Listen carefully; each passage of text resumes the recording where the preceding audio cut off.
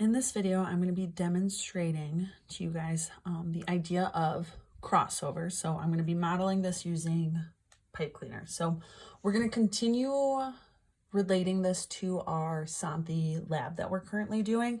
So we're going to do this between the X and Y chromosome. So what I want you guys to understand is crossover usually happens between homologous chromosomes.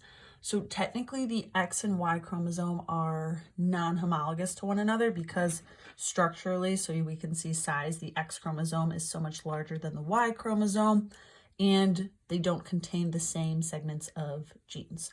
So what is able to allow for crossover between the X and Y chromosome is a spot called the pseudo-autosomal region.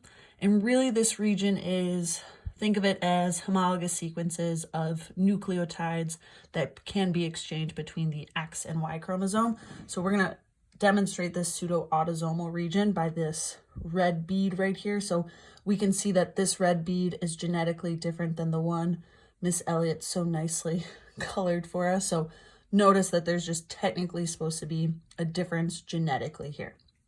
So before crossover can occur, what needs to happen is DNA replication.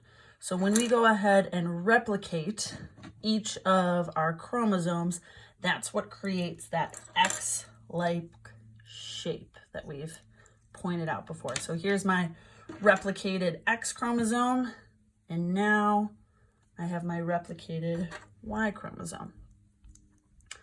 So when crossing over occurs between our replicated chromosomes, so remember this is supposed to be sister chromatids right here, and these are sister chromatids on our Y chromosome because they are identical to one another. So this region of the X chromosome is identical to this region of this part of the X chromosome, and same thing for the Y.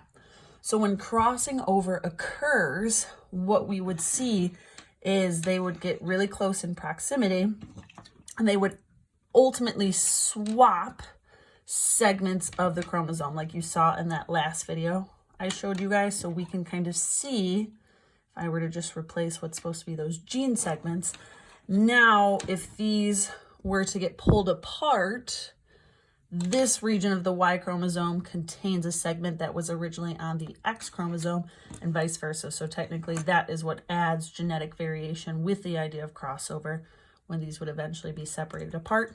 And the same thing for the Y chromosome here.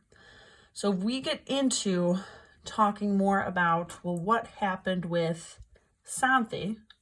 So if we go ahead and I just reset and put these beads back where they originally were. The idea is, again, there are segments of the X and Y chromosome that can be exchanged, but there's other segments that should not be.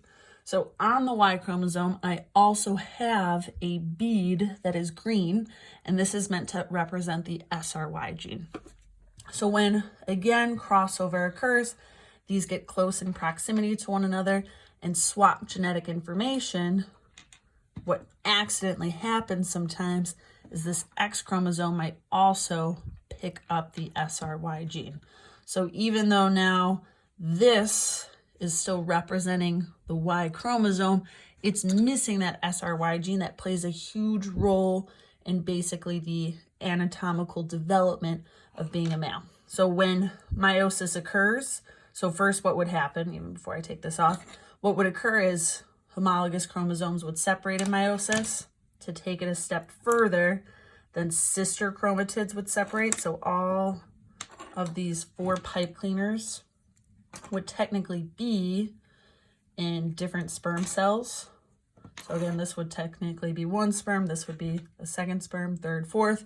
So what happened is Santhi went ahead and inherited this Y chromosome, which lacks the SRY gene. So that is why when we take a look at her karyotype, she is XY, but since she did not inherit the SRY gene, basically during gestation, she never got the signal to go through and anatomically develop into a male. So make sure you understand that and use that with your conclusion piece and your CER for your Santhi lab.